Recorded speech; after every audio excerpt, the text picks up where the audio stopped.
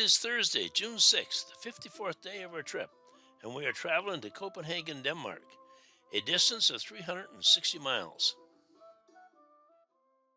Denmark is an archipelago of over 400 islands. It is almost the same size as the state of West Virginia. It is the second smallest of the five Scandinavian or Nordic countries. Copenhagen is the capital and largest city with a population of 1.4 million in the urban area. It was originally a Viking fishing village established in the 10th century.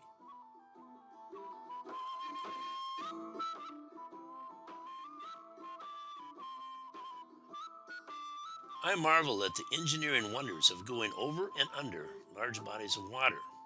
While in the Army, I became friends with an older man who was an engineer. He told me about the plans to build a tunnel that would go under the English Channel connecting England to France. This was 1967, and I thought he was crazy. It would never happen. But only 27 years later, it opened. The next really unbelievable plan is to build a tunnel from New York City to London, a distance of 3,451 miles under the Atlantic Ocean. If you think that is impossible or unbelievable, they plan on being able to cross this in 54 minutes. That's right, traveling at over 3,400 miles per hour. The proposed cost is $20 trillion. Sounds like a Jules Verne science fiction story, or something for Ripley's Believe It or Not.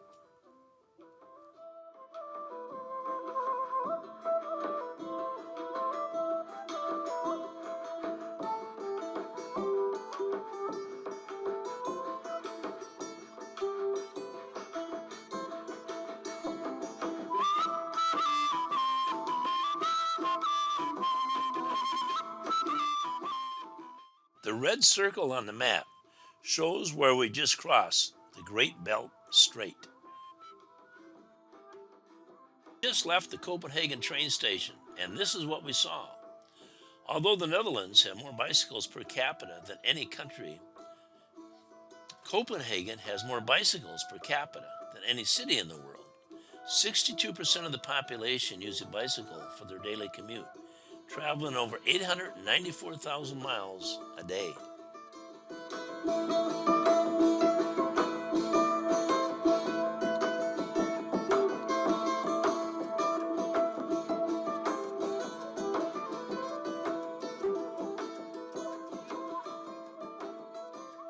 The City Hub opened in Copenhagen during the summer of 2020.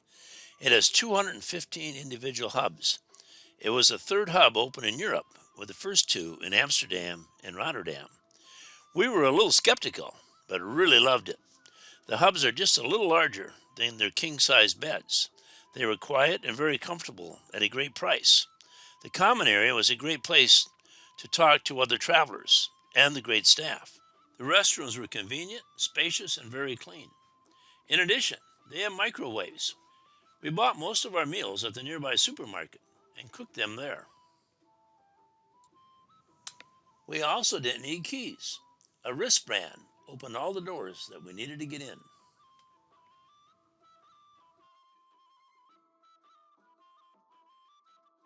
The building of Castello Fortress was initiated in 1626 by King Christian IV. It is one of the best preserved fortresses in Northern Europe. It has a number of buildings, including barracks, a church, and a windmill. It still maintains a military presence, but it is also a public park and historic site.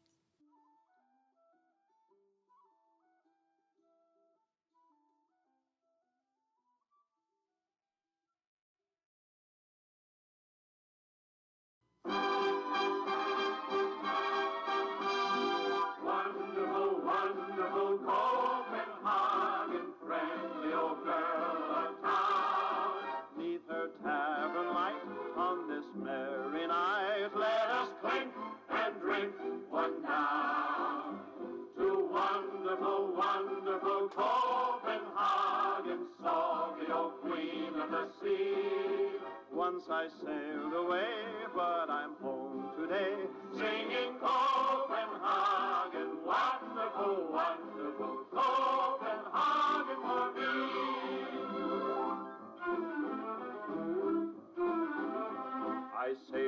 the skanky wreck and sail down the Cattegat, through the harbor and up to the quay. And there she stands waiting for me with a welcome so warm and so gay.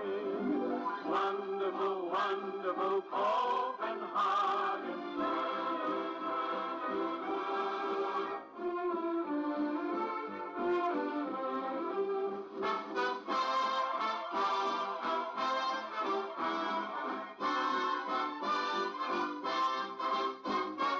Wonderful, wonderful Copenhagen, friendly old girl of the town. 'Neath her tavern light on this merry night, let us drink and drink one down. To wonderful, wonderful, the old queen of the sea. Once I sailed away, but I'm home today, singing Copenhagen, wonderful world, Copenhagen for me.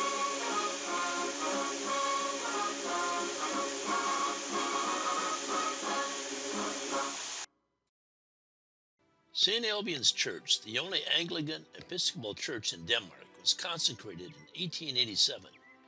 Until then, English-speaking Christians had met to worship in various rented halls in Copenhagen and Ellesmere. St. Albans is part of the worldwide Anglican Communion, which is led by the Archbishop of Canterbury and is in the Diocese of Europe. The liturgy is that of the Church of England. After about 30 years of determination, hard work, and raising funds, the church was built between 1885 and 1887. The site of the church, near the royal palace, was obtained with help from Princess Alexandria, daughter of King Christian IX of Denmark, and her husband Edward, Prince of Wales, later King Edward VII of Britain. Prince Edward took a keen interest on the project and was chairman of the London Fundraising Committee. The princess laid the foundation stone on 19 September 1885, accompanied by the Prince, King Christian IX, and Queen Louise, the Tsar and Tsarina of Russia, Alexandria's sister, and members of the Greek and other Scandinavian royal families, who returned 2 years later to witness the consecration of the church on 17 September 1887. Copenhagen's tales told with no mystery. From the depths of the heaven with tales untold, to the little mermaid in grace so bold. Copenhagen by candlelight under the Nordic sky. Amalienborg Palace is the official residence of the Denmark royal family. It was built during the 1750s. Denmark had a new king about 6 months before our arrival. He is King Frederick X. The king married Mary Donaldson, an Australian marketing consultant, in 2004, and they have 4 children. A sentinel so high, whispering stories that never die. Copenhagen by candlelight under the Nordic sky.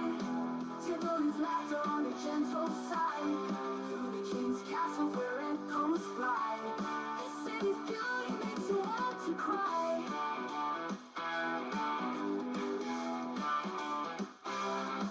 Amid Rosenborg's treasures and crowns that shine, lies a city so dreamy and purely divine. From the whispers of past in Christiansborg's halls to the opera's notes that softly enthralls. By the harbors where the ships gently dock, under the gaze of the clocks ticking tock, the city sleeps under a blanket so tight, dreaming of the Nordic dawn's first light. Copenhagen by candlelight under the Nordic sky. Tivoli's laughter on a gentle side. Through the king's castles where echoes fly. The city's beauty makes you want to cry.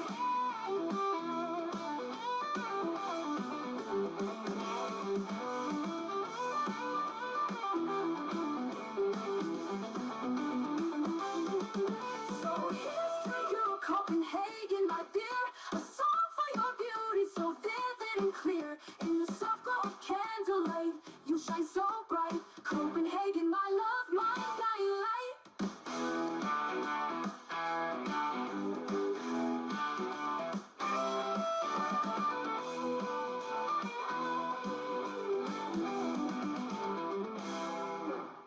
Nyhavn Street is probably the most popular street in Copenhagen. There are numerous restaurants and bars, many with live music. With the colorful buildings and canal, it makes for a very interesting walk. Hans Christian Andersen lived on this street for many years. From 1834 to 1838, he lived at number 20, and from 1871 to 1875, he lived at number 18. Andersen wrote plays, travelogues, novels, and poems, but is best remembered for his fairy tales. Some of his best known are The Snow Queen, The Princess and the Pea, The Little Mermaid, and The Ugly Duckling. In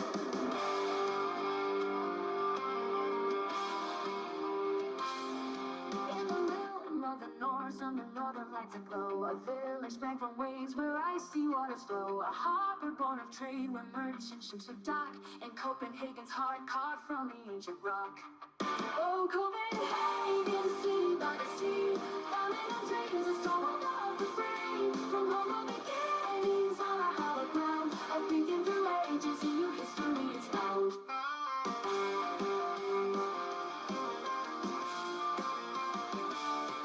Bishop rocks along roads with a vision grand and bold. A fortress on the shore and the tales of old retold. Garment of restraint by royal decree crowned. A citadel of trade where fortunes were found. Oh, Copenhagen, through the storms you sail. Testament of time where the spirit never failed. From Viking roots to a bustling port. A city that's endured where the past holds court.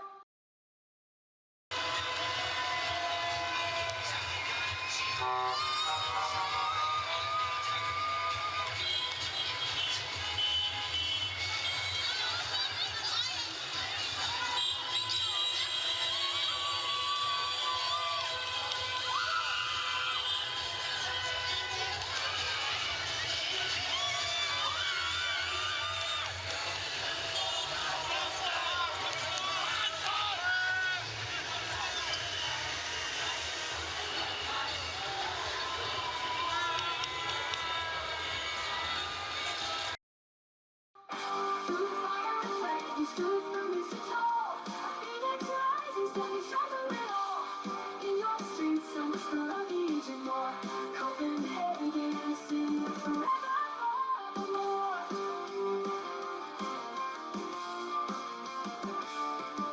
A centuries turned on these harbors wide and free. A capital emerged proud in its history. A cultural tapestry woven through the years. In Copenhagen's light, the past 2,000 years. Oh, Copenhagen, from the calm of the lakes to the spires that reach for the skies in chains. A history rich in every storm and sea. Copenhagen, forever you will be.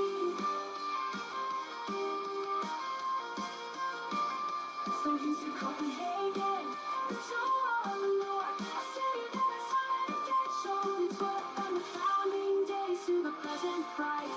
In every dawn and through every night. The room of the north, under northern lights aglow. A village sprang from waves where icy waters flow. A harbor born of trade where merchant ships would dock. In Copenhagen's heart. Oh, Copenhagen, shine for another light. So testament of time where the spirit never failed. From Viking roots to a bustling port.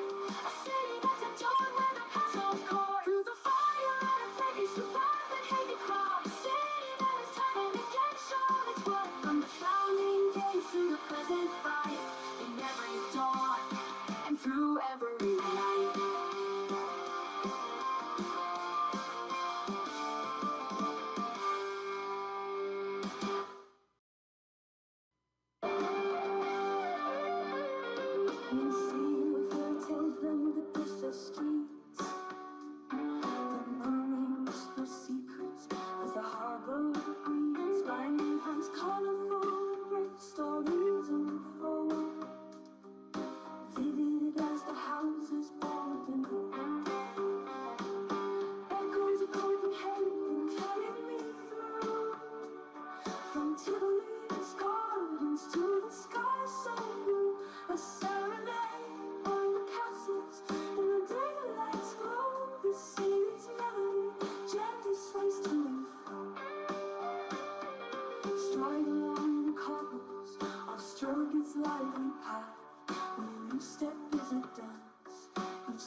hearts